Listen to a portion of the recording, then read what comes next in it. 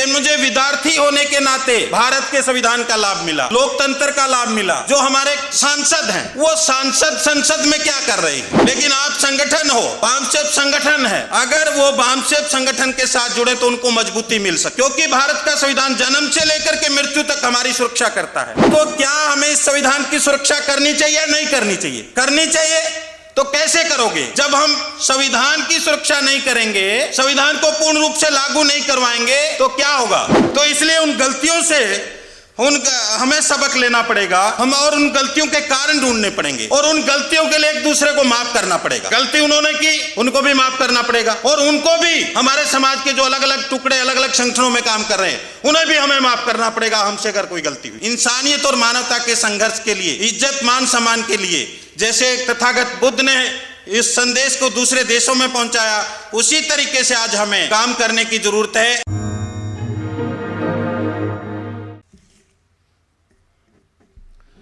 साथियों,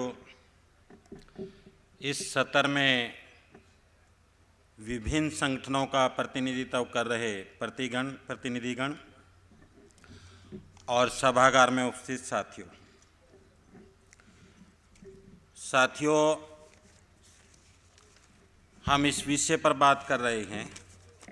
कल भी इस विषय पर बातचीत रखी गई कि भारत के संविधान से और लोकतंत्र से जिन्होंने लाभ लिया, जो इसके लाभार्थी हैं, उनका क्या कर्तव्य है, उन्हें क्या उद्घोष करना चाहिए और आपस में सामूहिक चर्चा करके हमें सामूहिक संकल्प, वो कौन सा संकल्प है, उसकी तरफ बढ़ना चाहिए। उसकी चर्चा कई साथियों ने यहाँ पर की और उसके तौर तरीके भी आपको बताए। उस पर जाने से पहले एक बात की चर्चा सभी संगठनों के प्रतिनिधियों को जो यहाँ पर मौजूद हैं और जो यहाँ मौजूद नहीं हैं उनसे भी अपील है कि हमें एक चिंतन करने की ज़रूरत है, क्योंकि उस चर्चा पर हम जाएंगे। उस चर्चा से पहले मतलब एक चीज़ सोचने की ज़रूरत है, हमने अलग अलग रहकर आज तक क्या किया।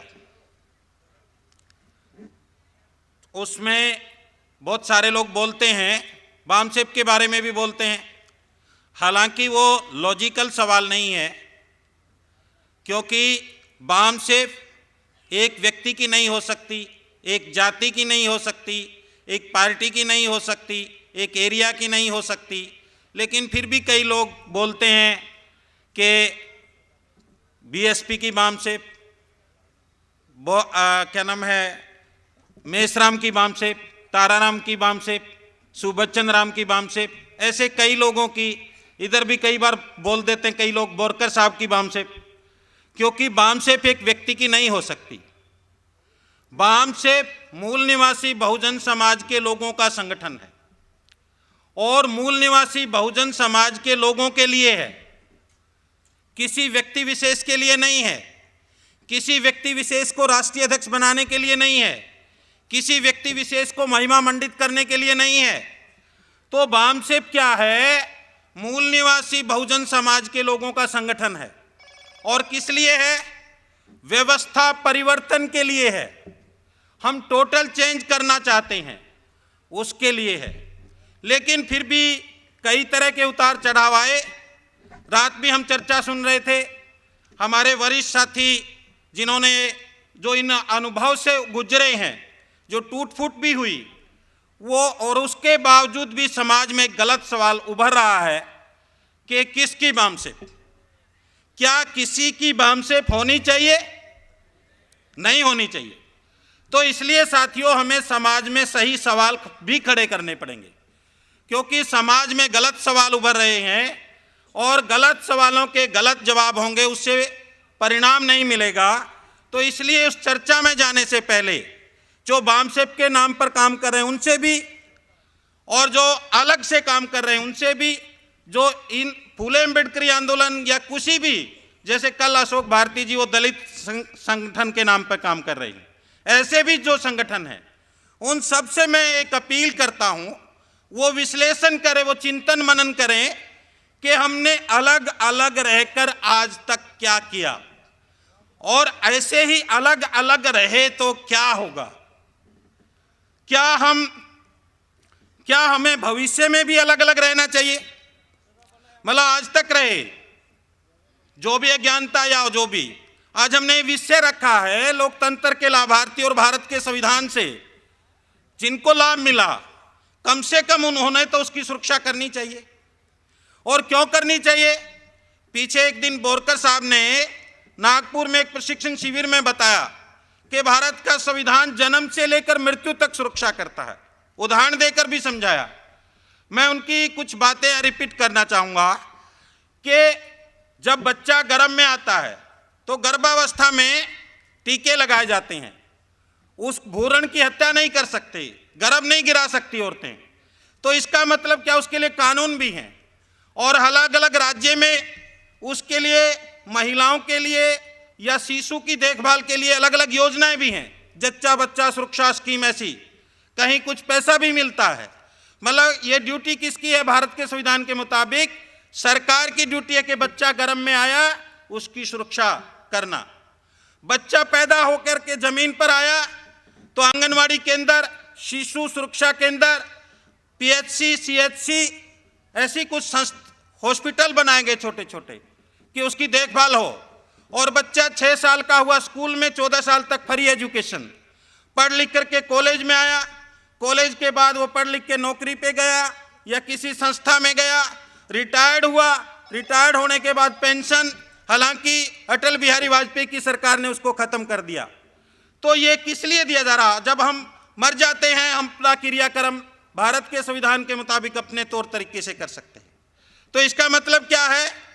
अभी अनुज जी ने बहुत बढ़िया बात की कि मुझे विद्यार्थी होने के नाते भारत के संविधान का लाभ मिला, लोकतंत्र का लाभ मिला, लेकिन एक सवाल वो उनकी बात में था। यहाँ क्या सवाल था? जो हमारे सांसद हैं SC ST OBC के, किसानों के, मुस्लिमों के, सिखों के, ईसाइयों के, वो सांसद संसद में क्या कर रहे हैं? वो संसद में वो आवाज क्यों नहीं उठा रहे? उनको उनकी आवाज उठानी चाहिए, वो उनकी बात वहां बोलनी चाहिए, वो क्यों नहीं बोल रहे? क्या कारण है? कारण तो आप समझते हैं कि वैचारिक मजबूत नहीं है, उनको जानकारी की भी कमी हो सकती है और उनके पीछे कोई संगठन नहीं है। लेकिन आप संगठन हो, बामसेफ संगठन है, अगर वो बामसेफ संगठन के साथ जुड़े तो उनको मजबूती मिल सकती है, वो अपनी बात कह सकते हैं। तो इसलिए जरूरी क्यों है? क्योंकि भारत का संविधान जन्म से लेकर के मृत्यु तक हमारी सुरक्षा करता है। तो क्या हमें इस संविधान की सुरक्षा करनी चाहिए या नहीं करनी चाहिए? करनी चाहिए। तो कैसे करोगे? जब हम संविधान की सुरक्षा नहीं करेंगे, संविधान को पूर्ण रूप से लागू नहीं करवाएंगे तो क्या होगा? और उसके लिए आज देश में क्या हो रहा साथियों, हमें इसको जानने और समझने की जरूरत है। अगर इसको हम नहीं समझेंगे, पीछे एक NCRB का एक आंकड़ा आया, 2019 से 21 तक 13 लाख लड़कियां गायब हो गई, किशोर महिलाएं, पूरे देश का आंकड़ा है। अब ये आंकड़ा किसी मीडिया ने चर्चा में नहीं किया। अब ये महिलाएं, किशोर लड़कियां कैसे गायब हो रही हैं? क्यों गायब हो रही हैं? कौन गायब कर रहा है? क्या बिना सरकार के गुंडों के, क्या बिना उनकी इन्वॉल्वमेंट के गायब हो रही हैं? कोई तो है। पीछे लखनऊ के आसपास का एक रिपोर्ट आई कि वहां अंग बेचे जा रहे हैं। आप नेट पर भी देखेंगे, मैंने देखा उसको। तो इस तरीके की बातें आ रही हैं। पिछले 5 सालों में 3.4 लाख बच्चे गुम हो गए, मिस हो गए। तो ये भी कोई कारण है। अब ये ड्यूटी किसकी है? केंद्र सरकार की है, राज्य सरकार की है। अब राज्य सरकार और केंद्र सरकार क्या इसको निभा रही है? अगर वो इसको नहीं निभा रही तो ये ड्यूटी नागरिकों की भी है, क्योंकि आप भारत के संविधान से प्रेम करते हो, भारत के संविधान में आस्था रखते हो, भारत के संविधान में विश्वास रखते हो, तो आपकी ड्यूटी बनती है कि भारत के नागरिक को आपने ये शपथ ली है, बाबा साहब ने भी प्रस्तावना में लिखा कि हम भारत के लोग भारत को एक प्रभुत्व संपन्न समाजवादी पंथ निरपेक्ष धर्मनिरपेक्ष लोकतंत्रात्मक गणराज्य। जब आप ऐसा राज्य बनाना चाहते हैं तो ये ड्यूटी क्या आपकी नहीं है? आपकी भी ड्यूटी है। अगर इस तरह का देश में चल रहा है तो आपको खड़े होना चाहिए, आपको जवाब मांगने चाहिए, आपको उन सांसदों से भी जवाब मांगने चाहिए, उन विधायकों से भी जवाब मांगने चाहिए कि आप ये आवाज क्यों नहीं उठाते। इसलिए साथियों मैं ये कह रहा हूं कि क्या हमें भविष्य में भी ऐसे ही चलना है? उन विधायक सांसदों से भी ये सवाल कर रहा हूं जो SC ST OBC से संबंध रखते हैं, क्या ऐसे ही चलना है देश? क्या ऐसे ही चलने देना है? और उन संगठनों से भी ये बात कह रहा हूं कि भाई क्या ऐसे ही भविष्य में हम चलेंगे? तो इसलिए साथियों कुछ चीजें हमें भी एक बड़ा डील करना पड़ेगा जो आंदोलन चला रहे हैं। क्यों करना पड़ेगा? पूर्व में किसी से गलतियां अगर हो गई, चाहे किसी से भी हुई, हमसे भी हो सकती हैं, जो हमारे साथ काम कर रहे थे साथी उनसे भी हो सकती हैं, अगर वो किसी कारण हमसे अलग हो गए, क्या उसी को लेकर के आज अगर हम बैठने की कोई बात करें और हम कहें कि नहीं इसने तो पहले गलती की थी, इसको नहीं लेना, इसको नहीं, इसको बाहर करो, क्या उससे हमें बात करनी चाहिए या नहीं करनी चाहिए? उसको उसके साथ बैठ के बात करनी पड़ेगी या नहीं करनी पड़ेगी? हो सकता है उसके अंदर दिमाग में कुछ भ्रांतियां आ गई हो, कोई कंफ्यूजन हो गया हो किसी मुद्दे पर, किसी तौर तरीके को लेकर के, किसी कार्यशैली को लेकर के, किसी बात को लेकर के। अगर हमें उनके साथ बैठना पड़ेगा, उन गलतियों को बुलाना पड़ेगा, जो पूर्व में किसी से भी अगर कोई गलतियां हो गई उन गलतियों को नज़रअंदाज करना पड़ेगा, उन गलतियों से सबक लेकर के आगे बढ़ना पड़ेगा, क्योंकि गलतियां हमसे भी हुई होंगी, ऐसा नहीं कि उनसे, हमसे भी हुई होंगी।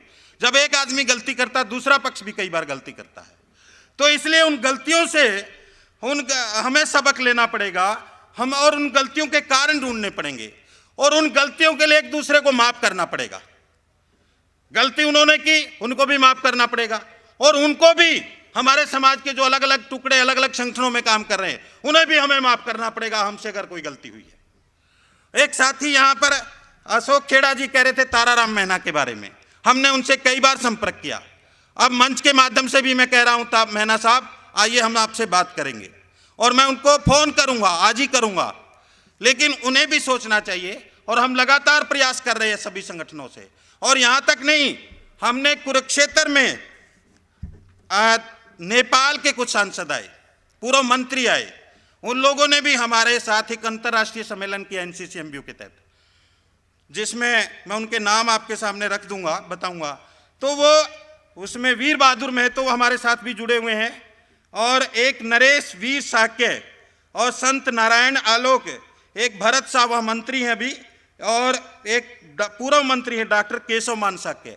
वो लोग हमारे साथ के, हमारी भी ये दिक्कत है, हमें तो ये श्रीलंका और कुछ दूसरे देश हैं वहाँ भी इस तरह की अमानवीय घटनाएं हैं, हमें एक साथ होना चाहिए उन्होंने कहा। तो उनकी बात, उन्होंने कई अनुभव साझा किए। तो इसलिए साथियों हमें अपनी धाराओं को तोड़ते हुए इंसानियत और मानवता के संघर्ष के लिए, इज्जत मान सम्मान के लिए, जैसे तथागत बुद्ध ने इस संदेश को दूसरे देशों में पहुंचाया, उसी तरीके से आज हमें काम करने की जरूरत है। ठीक है, हम अपना संगठन अलग अलग तरीके से चलाएं, क्योंकि आज कुछ भ्रांतियां हो सकती हैं। अगर एक साथ मिल भी गए, एक संगठन में मर्ज भी हो गए, तौर तरीकों को लेकर एकदम विवाद हो सकता है और फिर बिखर जाएंगे। तो इसलिए धीरे धीरे धीरे धीरे धीरे तालमेल बनाते हुए, एक दूसरे की कार्यशैली, एक दूसरे का मनोविज्ञान समझते हुए, मन मस्तिष्क की कार्यशैली, संगठन की कार्यशैली, विचारधारा, संगठन, सिस्टम, ये सारी चीज़ें समझ करके हम धीरे धीरे एक दूसरे के करीब आएंगे। और करीब आएंगे तो धीरे धीरे साथियों कुछ ट्रेनिंग कैंप रखेंगे साथ में, तो ये सारी समस्याएं खत्म हो सकती हैं। लेकिन हमें बड़ा दिल करना पड़ेगा, एक दूसरे को माफ़ करना पड़ेगा और अपनी गलती को स्वीकार भी करना पड़ेगा अगर कोई गलती हुई होगी, क्योंकि ये तभी बढ़ेगा मामला। तो साथियों, क्या अलग अलग रहने से हमारी मतलब प्रतिस्पर्धा तो नहीं बढ़ रही? हमें ये भी सोचने की जरूरत है, हम अलग अलग जो संगठन चला रहे, क्या उससे हम आपस में ही टकरा रहे हैं? क्या हमारी प्रतिस्पर्धा बढ़ रही है? हमने संगठन किस मकसद के लिए बनाया था?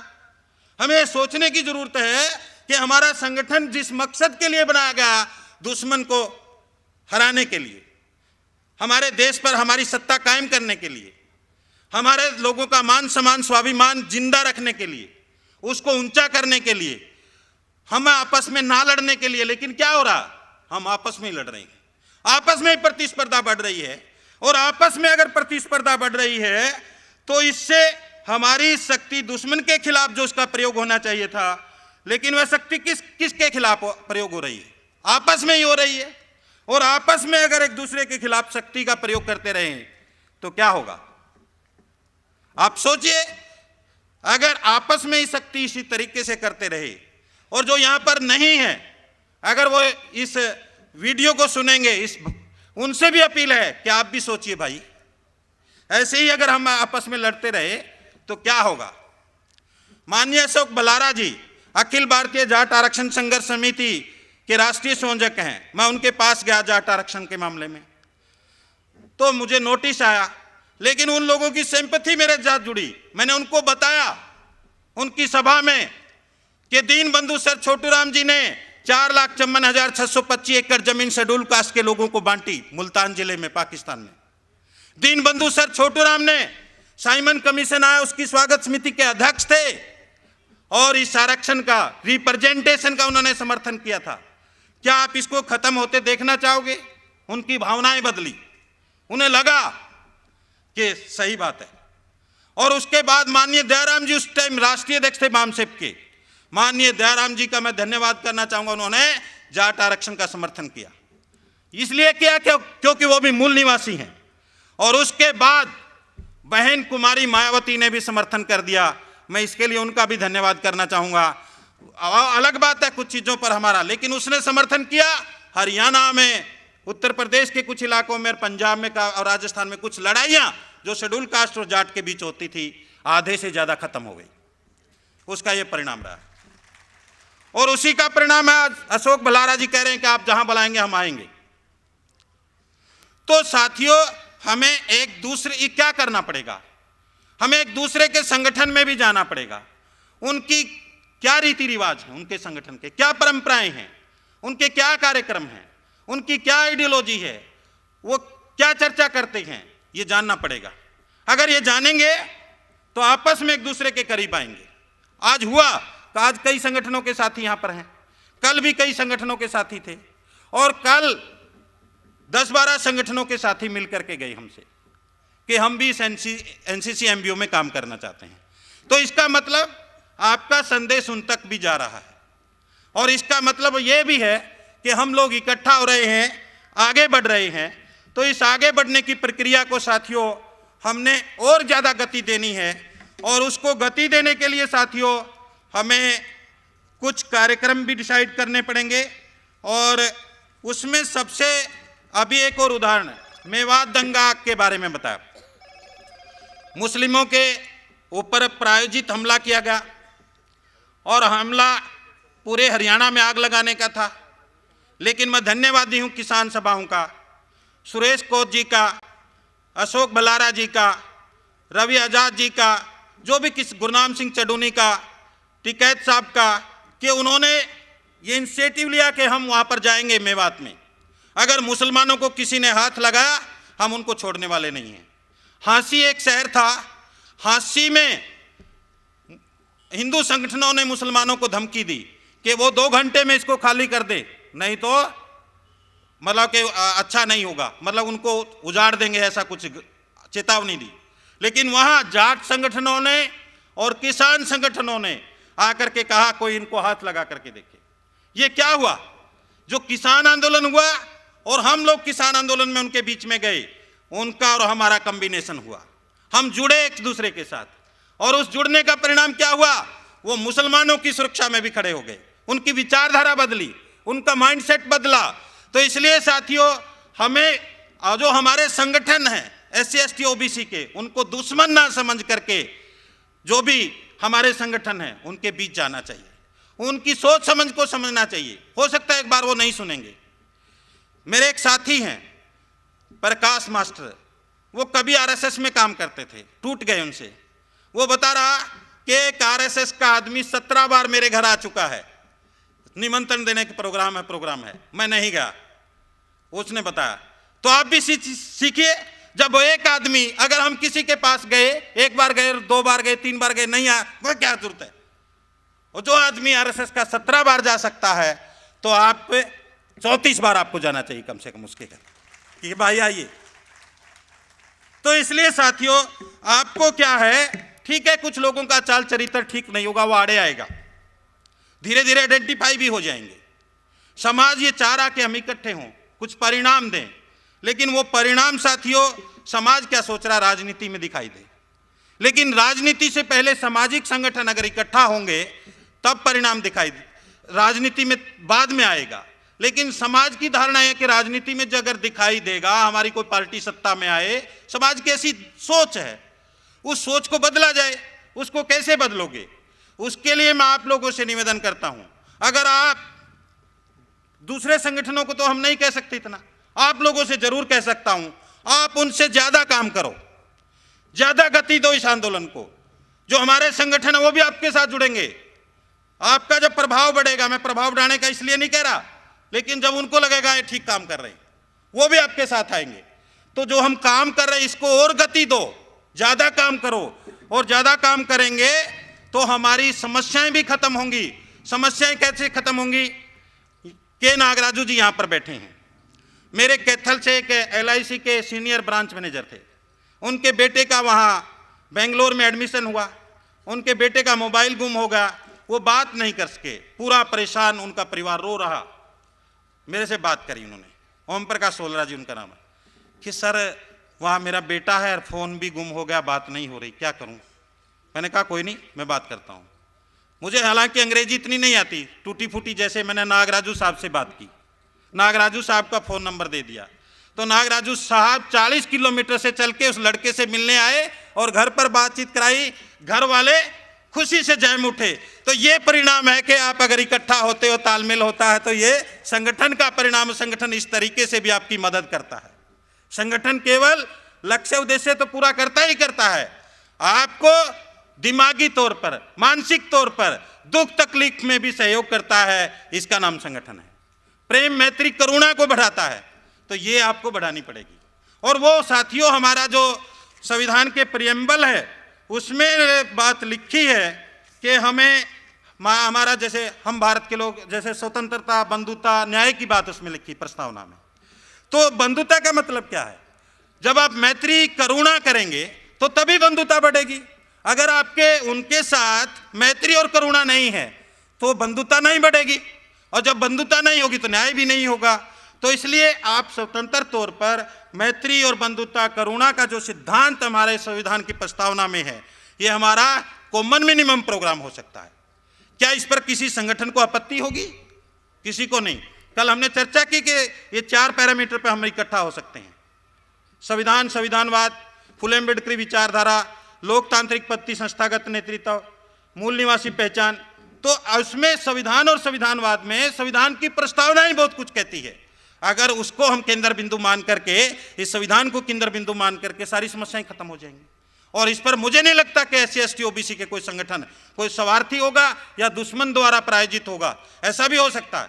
देखिए, संगठन कुछ ऐसे भी हैं दुश्मन द्वारा प्रायोजित हैं, कुछ ऐसे भी हैं जो अज्ञानतावश, उनको मालूम नहीं लेकिन काम कर रहे हैं, सही दिशा नहीं है। लेकिन जो ऐसे लोग हैं वो हमारे साथ आ सकते हैं। तो इसलिए हमें साथियों उनके बीच में जाना चाहिए। और BS4 अभियान, क्योंकि समाज जो है हमारा जज है, समाज भी निरीक्षण कर रहा है कौन संगठन सही कौन गलत, वो देख रहा है। तो इसलिए साथियों, और ये प्रयोग केवल यहाँ नहीं, सामाजिक संगठनों में, ये प्रयोग हमें राजनीतिक तौर पर भी करना पड़ेगा धीरे धीरे। और धीरे धीरे जब हम एक हो जाएंगे वैचारिक और मानसिक तौर पर, फिर सारी समस्याएं, सारी जो संगठनों की एक संगठन बन सकते हैं।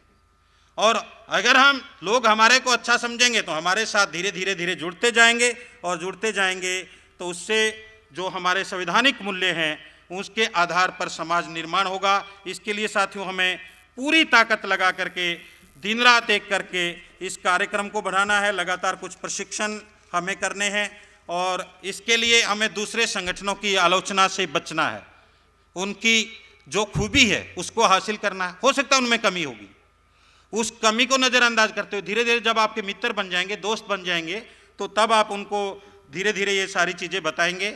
और धीरे धीरे बताएंगे तो आप वो समझ जाएंगे कि हमारे संगठन का मकसद क्या किसी को अध्यक्ष बनाना है या संगठन ही चलाना है। कुछ लोगों को ये लग रहा है संगठन ही चलता रहे। संगठन चला के क्या करोगे? संगठन क्यों चला रहे हो? संगठन से क्या हासिल होगा?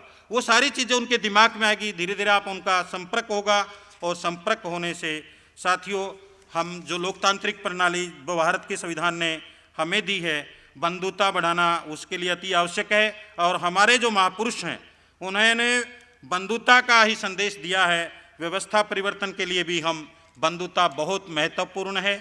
और इसलिए जो हमारे मतलब के जो नए साथी हैं उन पर हम दया करके उनको आगे और ज़्यादा सिखाते हुए आगे ले जाने का प्रयास करेंगे। मुझे उम्मीद है, कल आप सारे साथियों से मैंने अपील की थी, आप लोगों ने कुछ ने लिख के दिया, 10-12 साथियों ने।